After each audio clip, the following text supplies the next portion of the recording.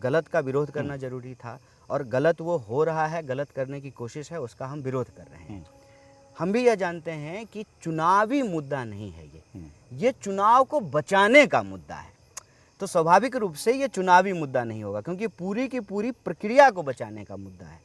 तो हम ये समझते हैं कि लोग वोट देते हैं अपने तुरंत की ज़रूरतों पर, रोजी रोटी, कपड़ा, मकान या जाति, धर्म, इस पे जो है वोट करते हैं। या आजकल महिला भी जो है कॉन्स्टिट्यूएंसी बन रही है।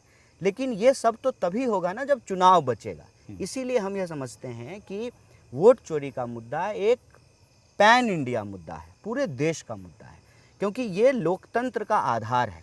अगर वोटिंग ही नहीं होगी, वोट ही चोरी कर लिया जाएगा, तो स्वाभाविक रूप से चोरी से बनी हुई सरकार वो पेपर चुराएगी, ज़मीन चुराएगी, लोगों का भविष्य चुराएगी, धन संसाधन का चोरी करेगी। क्योंकि वो तो एक तरीके से जनता के ऊपर जो है राजे राजवाड़ा की व्यवस्था थोपने की बात है ना। आप देख लीजिए, वैसे ही धनबल और बाहुबल के चलते आज जनता वोट तो कर सकती है, चुनाव करने का अधिकार तो है, लेकिन लड़ने का अवसर जो है उनसे छीनता जा रहा है। तो ये पूरी प्रक्रिया को बचाने का सवाल था, ये हम समझते थे, और पैन इंडिया सवाल था। बिहार में यात्रा इसलिए निकाली गई कि बिहार पहला राज्य है जहां से एसआईआर की शुरुआत हुई।